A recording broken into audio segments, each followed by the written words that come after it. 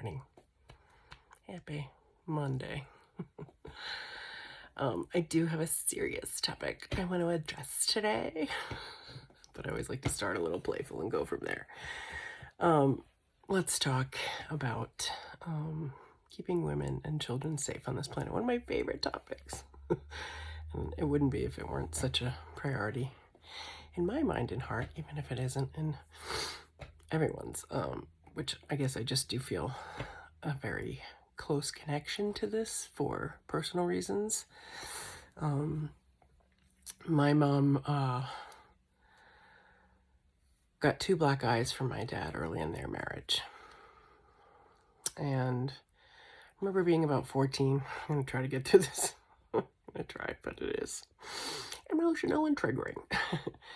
When I was about 14, we were out for Indian food, and I remember very, very poignantly asking her, after the first black eye, why did you stay? And I didn't get much of an answer. And then I said, and then after the second black eye, why did you stay? Why didn't you take us and go somewhere safe? And the reasoning was, it was the times, we didn't know any better.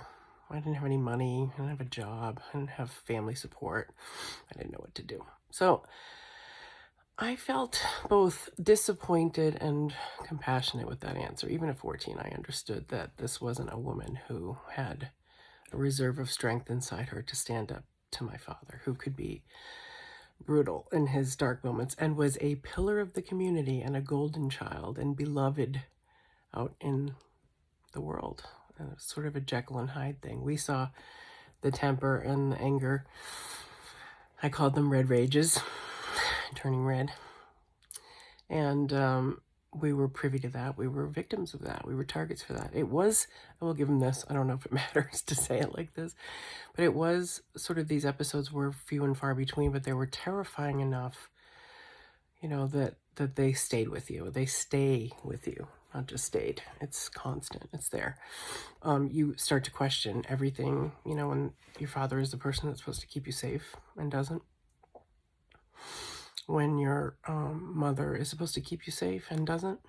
And we do kind of later in life come to the true realization that everybody does the best they can at the time with the tools they have in there and their level of consciousness and their own traumas and their own upbringing. So I will give that disclaimer that in many ways I forgive my parents for who they were with each other and then how that spilled over onto us. That tumultuous, passionate, tempestuous thing that I'm just like, no, thank you. So I have been seeing it play out with Kim and Kanye over the past several years, really, months, but years, and just watching and observing and learning and getting more and more, unfortunately for me, invested in where is this going, really? I want to question that, and I want us all to question that, because you might be team yay, you might be team K, the Kardashian K, whatever, K yay and K boo over here. And I will say I can see valid points on both sides. I always can. I have Libra moon and Libra rising. We always try to find a balance and fairness and see everybody's perspective. But I'm an Aries Son, if that means anything to any of you. It means warrior, and it means ram, and I go at things hard and head first, and I don't always think it through, and I am impulsive, but I'm also convicted, and I have convictions that are based in that, no, that wasn't okay. The first black guy wasn't okay, and the second black guy wasn't okay, and the verbal abuse that could sometimes happen wasn't okay, and then having to smile in public and pretend everything was okay wasn't okay. It sucked. I'm not going to lie about that. I can't lie about that. I'm like unconstitutionally incapable of lying, probably because of my upbringing, because I saw so much deception and so much illusion and so much distortion, that we were this good Catholic family on the surface, but that there was this lingering violence and brutality behind the scenes that we just about. And I don't do that anymore for that reason. I run my mouth for better or for worse. And so I do want to call to all of us to dig deeper inside ourselves. And I haven't handled this with as much grace or equanimity as I would have liked. I don't like to vilify anyone, But lately it's just been hard not to for me. It's been hard not to point fingers, not to assign blame, not to feel like I'm, some kind of judge and jury meeting out justice. And I know it's my dad issue. It's my unhealed old mommy and daddy wounds of, the 80s coming back, to be healed. And if I'm projecting it through this Kim and Kanye situation, then I'm kind of giving myself grace and space on that, because they're public figures. They don't care. They don't care what I think. They don't even know I exist, probably. And that's fine. It's for the best. You don't want to be on those radars. Trust me, they are mean girls. When they do engage, it's to kill, steal, and destroy. They have no conscience or morals or ethics whatsoever. None of them do. I can say that with authority because I've been on the other side of their bullshit. And I'm finally coming out of it.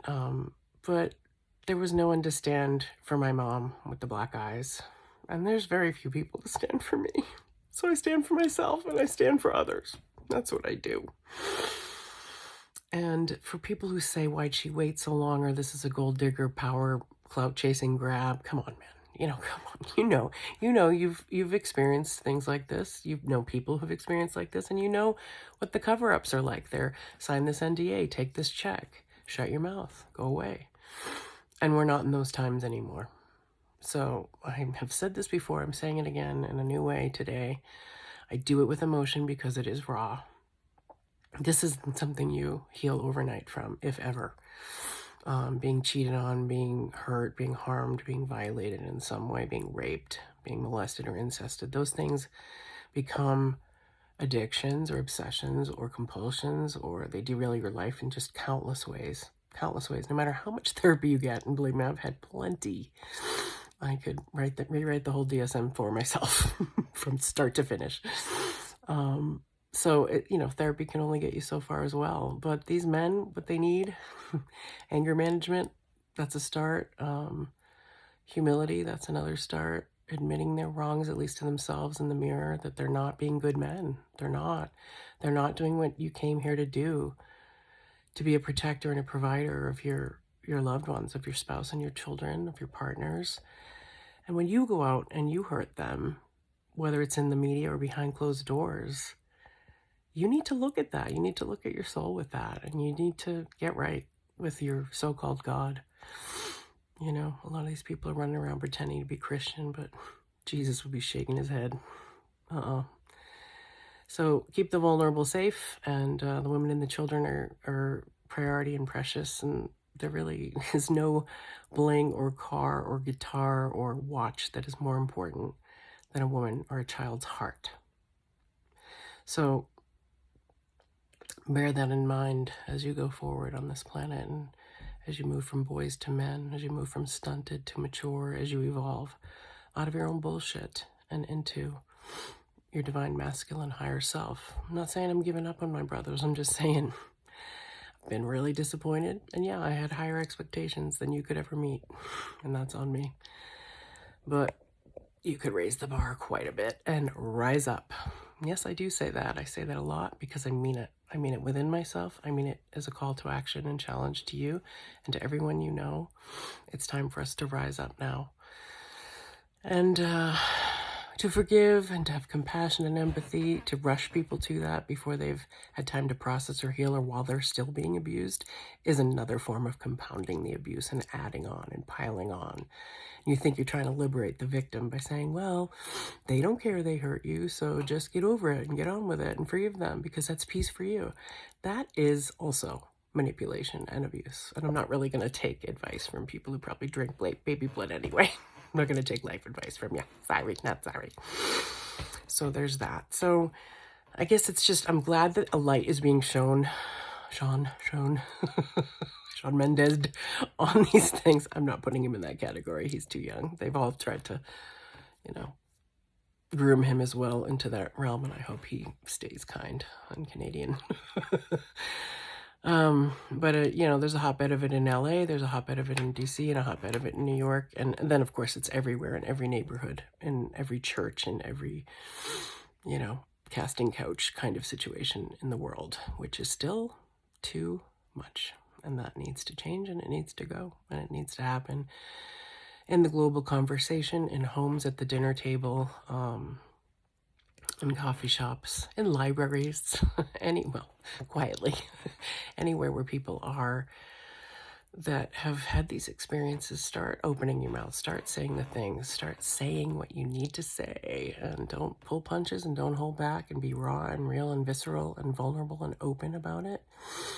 And know that a desire for vengeance, justice, and revenge is one level of it, but then a desire for us to move forward and go and be better out of that is where we're headed, hopefully. So, the petty games and dramas, it's boring. It's so boring, and it's so unnecessary and unhelpful. But, if something good comes out of it, then okay.